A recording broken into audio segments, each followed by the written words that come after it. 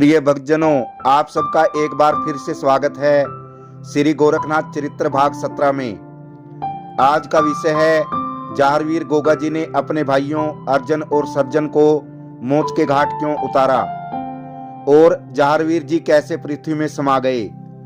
तो शुरू करते हैं आज का विषय। प्रिय भक्तजनों, जैसे ही जहारवीर गोगा जी और सीरियल का विवाह संपन्न हुआ, वैसे ही अर्जन और सर्जन बड़ी रानी बाछल के पास गए और कहा कि हम ददरेड़ा नगरी की राजगद्दी लेना चाहते हैं, क्योंकि हम जहारवीर से बड़े हैं और माता यही परंपरा रही है कि बड़ा बेटा ही राजगद्दी पर बैठता है। इस पर रानी बाछल ने कहा कि जब राजा जेवर सिंह जिंदा थे, उनके पुत्र जहारवीर हुए, इसलिए जहारवीर को राजगद्दी सौंपी गई, क्योंकि राजा का पुत्र ही राजगद्दी पर बैठता है।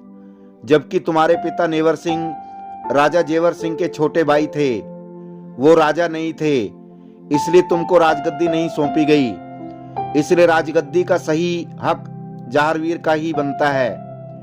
प्रिय भक्तजनों, इस पर अर्जन और सर्जन ने गुस्से में भरकर कहा, तुम तो पुत्र मोह में फंस गई हो मौसी, हमें तो ददरेड़ा नगरी की राजगद्दी पर आसीन होना है, इसके लिए हम कुछ भी कर सकते हैं।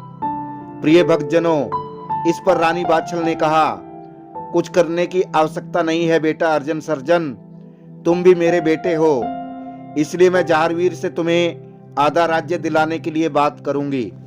प्रिय भक्तजनों, इस पर अर्जन और सर्जन ने अहंकार में भरकर कहा कि हम ददरेड़ा नगरी का आधा राज्य नहीं, पूरा राज्य हासिल करेंगे और जहारवीर को हमारा दास बनकर रहना पड़ेगा। प्रिय भक्तजनों, इस पर रानी बाछल ने कहा, अपने भाई के बारे में ऐसा कहते हुए तुम्हें शर्म नहीं आती। इस पर अर्जन सर्जन नाराज होकर वहां से चले गए और कहा कि हम दोनों स्वयं जहारवीर से बात करेंगे। इस प्रकार महारानी बाछल ने जहारवीर जी को बुलाया और आधा राज्य देने की बात कही, परंतु जहारवीर ने मना कर दिया कि अर्जन सर्जन की प्रवृत्ति ऐसी नहीं है, उनको प्रजा से कोई प्यार नहीं है। परंतु महारानी बाछल के कहने पर आखिरकार जहारवीर जी आधा राज्य देने को तैयार हो ही गए, परंतु अर्जन सर्जन ने आधा राज्य लेने से इनकार कर दिया और जहारवीर से युद्ध किया, परंतु युद्ध में उनकी बुरी तरह से हार हुई। इस पर अर्जन सर्जन ने सोचा कि हम अकेले तो जहारवीर से युद्ध में जीत नहीं पाएंगे। अंततः उन्होंने दिल्ली के नवाब नौरंग शाह से मुलाकात की और नौरंग शाह को कहा कि जहारवीर के हम बड़े भाई हैं, जहारवीर ने हमारा राज्य हड़प लिया है।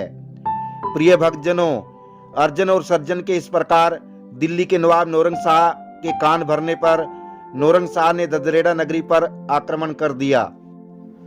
प्रिय भक्तजनों, इस प्रकार दिल्ली के नवाब नौरंग शाह और जहारवीर के बीच भयंकर युद्ध हुआ। ददरेड़ा की नगरी लाशों के ढेर से भर गई।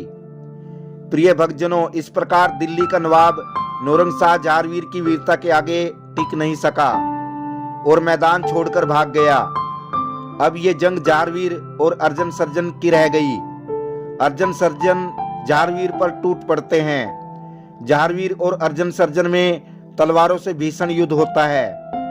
अंततः जहारवीर जी अपनी तलवार से अर्जन सर्जन का सिर काट देते हैं और उनके कटे शीश को उठाकर अपनी नगरी ददरेड़ा ले जाते हैं।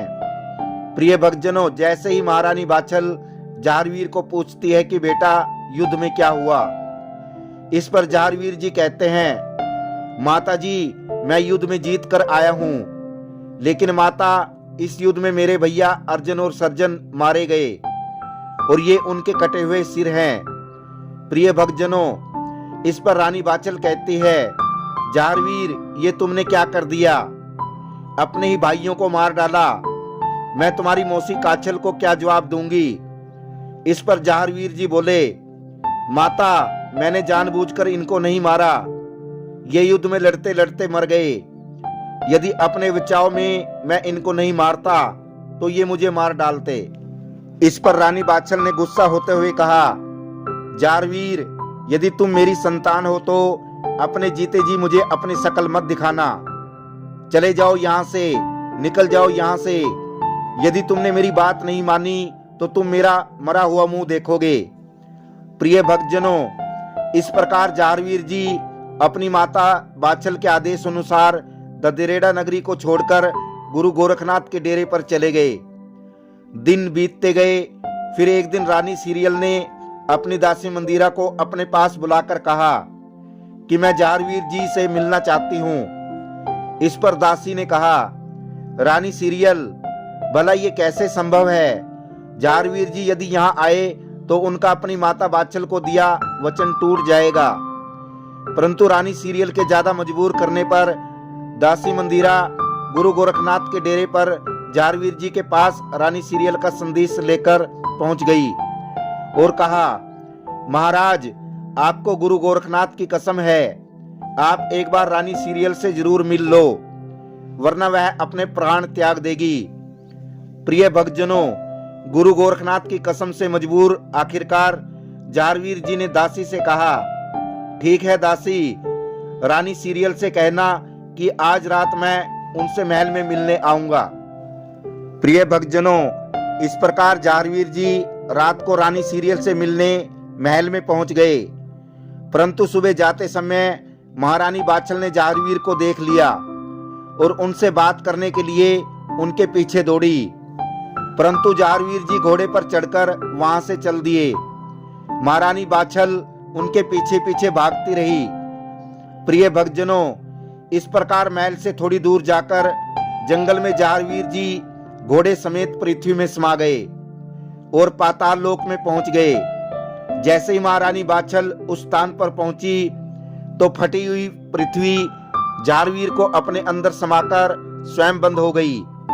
इस प्रकार महारानी बाछल उस पृथ्वी पर बैठकर जारवीर जारवीर बेटा बोलते हुए और रोते हुए विलाप करने लगी और जारवीर जी पृथ्वी में समा गए। प्रिय भक्तजनों, ये था श्री गोरखनाथ चरित्र भाग 17, जिसमें आपने देखा कि कैसे जारवीर जी ने अपने भाइयों अर्जुन और सज्जन को मौत के घाट उतारा और स्वयं पृथ्वी में समा गए। प्रिय भक्तजनों, यदि ये वीडियो आपको पसंद आया हो तो वीडियो को शेयर करना और चैनल को सब्सक्राइब करना। आप सभी दर्शकों का धन्यवाद। जय श्री गोरखनाथ जी।